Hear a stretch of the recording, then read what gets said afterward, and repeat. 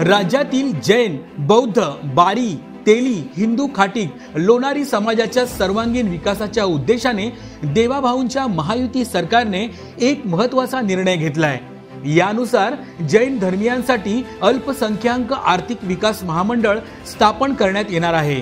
बारी, तेली, हिंदू खाटीक, लोणारी समाजासाठी आर्थिक विकास महामंडळ स्थापन करण्यात येणार आहे। तसेच बौद्ध समाजातील सांस्कृतिक व शैक्षणिक संस्थांना 10 लाखापर्यंत अनुदान योजनेला देखील महायुती सरकारने मंजुरी दिली। महायुती सरकारचा हा निर्णय म्हणजे राज्यातील अल्पसंख्याक आणि इतर मागासवर्गीय समाजातील जातींना आर्थिक पाठबळ देण्याचा उद्देश आहे।